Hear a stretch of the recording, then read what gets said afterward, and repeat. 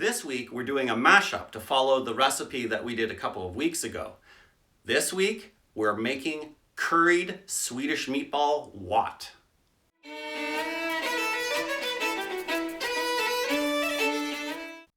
On the last episode, we learned how to make injera dosa in the Viking style. Now, plain bread, you can't just eat that on its own. You need something. And so this week, what we're making is curried Swedish meatballs wat.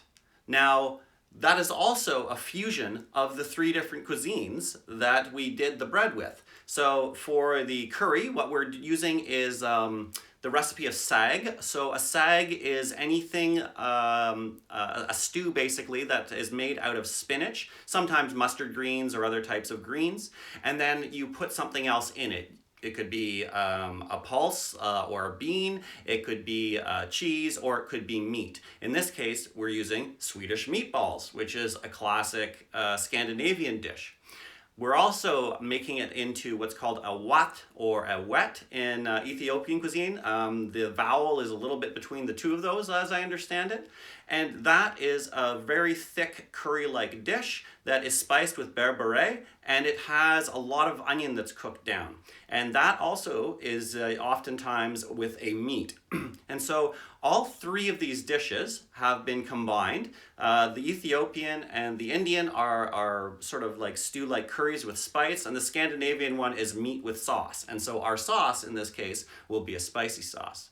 What I'm also going to be doing though is making Berbere spice blend from scratch, but I'm modifying it by adding a few Indian spices as well as a few Scandinavian spices, because an interesting thing about these three cuisines is they share a spice in common that they all use. And that is a secret ingredient in almost all of these cuisines. In special recipes. So in Sweden, they often use cardamom in desserts. However, in both Ethiopia and India, certain dishes have cardamom in the spice blend. So that's going to be added to this spice blend as well. So again, we have a triple mashup. And of course, wait till the end because you're going to see it eaten with the bread. Also, there might be something special at the end, just like we had last week. Enjoy the recipe. Berbere is an Ethiopian spice blend. It's really delicious. It's in the realm of spice blends from around the world, like in North Africa you have harissa, in Mexico you have moles, and in India you have garam masala, various masalas, what we call in the West curry powder, those types of things. Now this one, the Ethiopian one, is the basis is chili peppers. And there's a lot of ingredients that are similar to Indian curries. However, this time, what I'm going to do is I'm going to be substituting out for the sacred basil, which I don't have, or the rue seeds, which I don't have, or the bishop's weed, which I believe is also called nigella or ajwan, but I don't have those. They're also called onion seeds. Now, instead of those things, I'm going to be putting in spices that are like our other fusion ingredients for this dish. So besides Ethiopia, I'm also going to southern India, and in that area they use lindi for spicing as well, which is what's known as long pepper. And I'm also going to take some Scandinavian spices as well, because Ethiopian cuisine often uses calls for poultry seasoning, so essentially herbs. So I'm just going to be using regular basil for that. But I've also got dill seeds and fennel seeds, which are common spices you find in Scandinavian cuisine. A key ingredient of berbere is cardamom, and cardamom, of course, is also used in Scandinavian cuisine. So that you have this interesting spice combination. Although Scandinavian cuisine isn't known for its spiciness, it does have these other fragrant herbs or seeds in the food sometimes. So I'm going to be blending these all together. So first I have the chilies. These are chile de árbol. They're similar in Scoville units to the types of chilies that are used in Ethiopia. I have here, these are red scallion onions that are fried. Ethiopian cuisine uses heavily fried onions, and they usually fry dry without butter beforehand in order to get a really dark caramel taste. So these are actually pre-fried Thai onions, and they should work very well in this dish. I have fenugreek seeds here, cloves,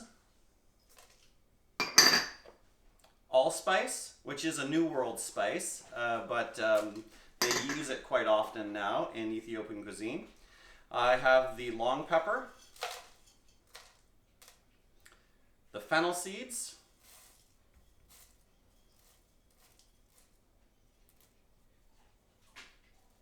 and the dill seeds.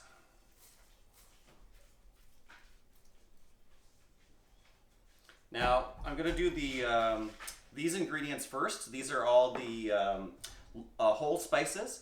I'm blending it here in a special attachment for the Vitamix. It's for making flour, and it's the one that is useful for grinding spices as well.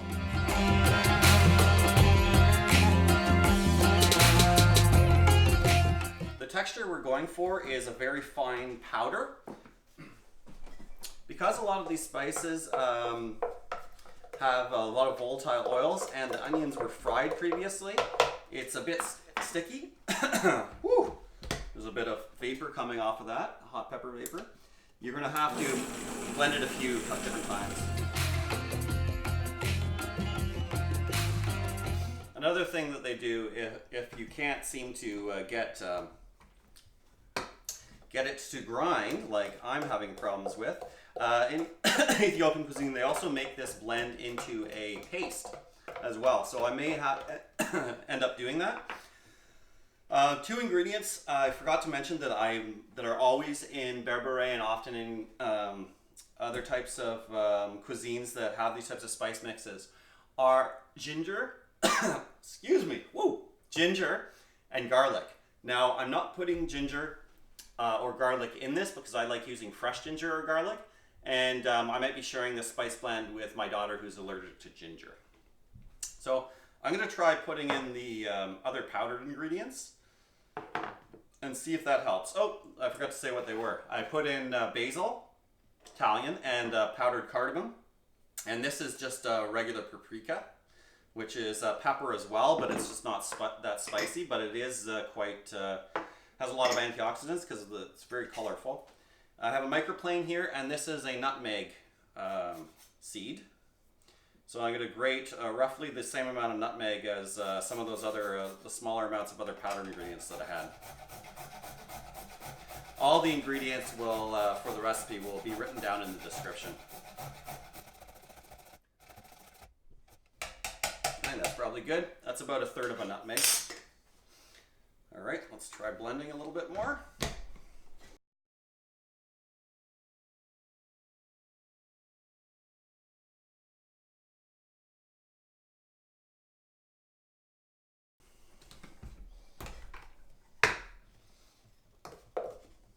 Now this might work.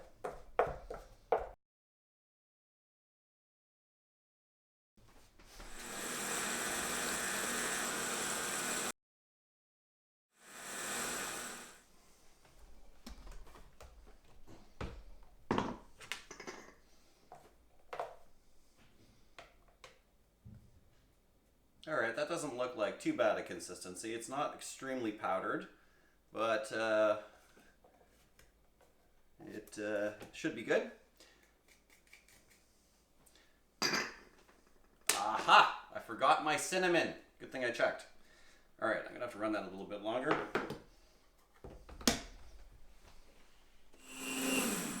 Okay, that should be fairly well incorporated. Next, you're going to just transfer this to a container. Because I used some oily ingredients, I'm going to put this in the fridge so it doesn't go rancid. But this will keep for quite a long period of time. And if you use onion powder instead of the fried onions, then it'll keep much longer.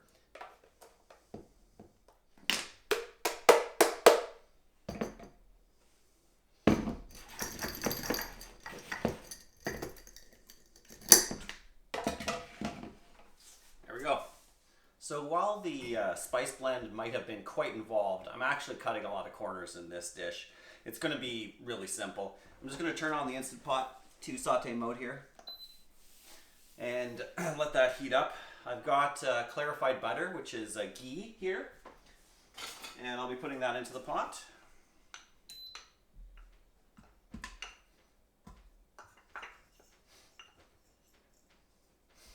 We'll wait for that to melt.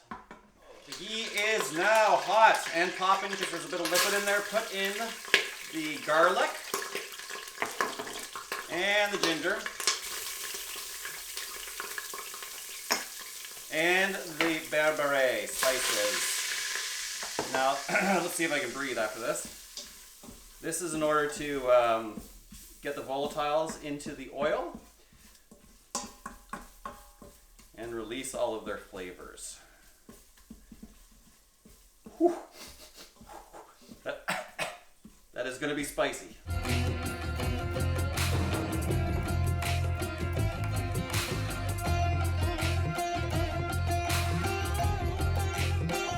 It smells really good now. Oh wow, that smells great. All right, so now we just have some thawed frozen spinach. This is one package. Again, all the amounts are going to be in the description. And an entire package of frozen meatballs. So this is Scandinavia, the spinach was India, and the spice mix is mainly Ethiopia. So here's our strange fusion cuisine. This is vegetable base. I like to use the base rather than stock cubes because they're just like, there's such a higher quality. Of course, if you have your own stock, use that.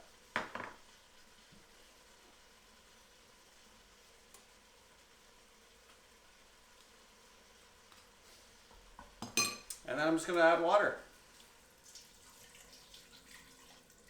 I don't think I'll add quite enough to cover. We'll see. Let's take a look.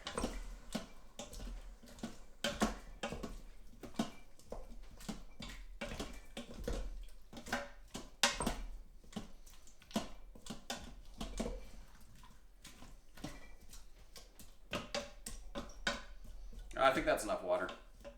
That should be fine. Okay. Let me get the lid. Lid of the Instant Pot goes on. Gets turned to sealing mode. I'll turn this off of saute mode and on manual mode. And I will cook it at adjust down the temperature. Here, where's it? Adjust. First I'll put the time up. I think I'm going to put this on, let's just cook it an hour on high pressure and the natural release after that. So it'll be 1 hour of cooking, and then I will let the pressure naturally release because we have about 2 more hours on our fermentation before we can start making the bread. So it's around 2.5 hours until dinner time. The Instant Pot's been in keep warm mode for about 1.5 hours now, and the natural pressure has released. The pressure has released. So it's called natural pressure release in Instant Pot lingo, NPR for short. So, but just in case, I'll turn it from sealing mode to venting. Now you see nothing came out, so it's done. Let's open it. Ah, excellent. It looks like a really good texture. I like that. Now it has a bit of liquid in the bottom of the pot. Look at that, that looks great. There's a bit of liquid in the bottom of the pot, so it could thicken up a little bit more.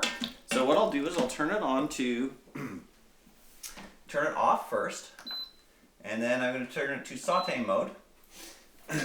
And I have a little slurry here of chickpea flour with water in a 2-to-1 ratio, 2 parts chickpea flour to 1 part of water. And I'm going to pour this in, and we'll stir it in, and that will thicken things up.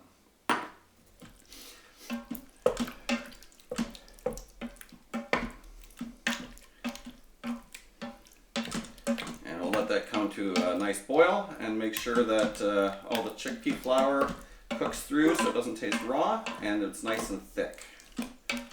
Oh wow, this smells so delicious.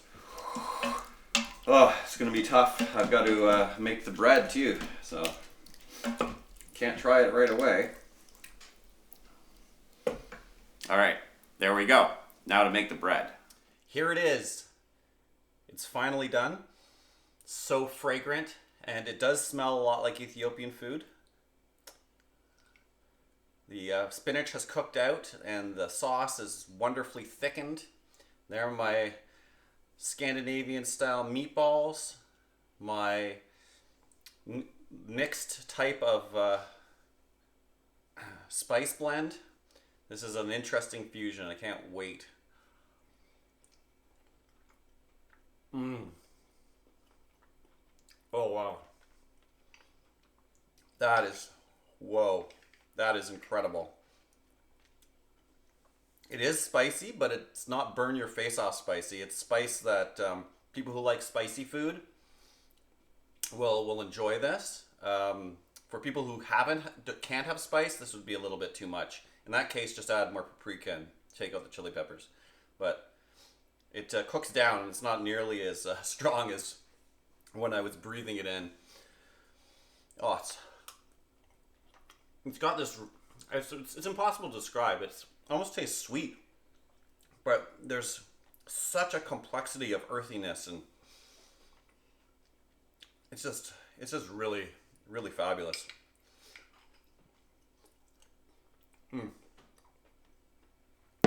So make it yourself in the Instant Pot or not. Till next time, keep cooking. Hey guys, thank you for sticking around all the way to the end of the video. Because you did, you get a bonus. Check this out. It's a sneak peek of a tool we're going to use in a future episode. I think you might like this episode as well. And remember, if you're not subscribed, please subscribe and hit the bell icon so you get notifications.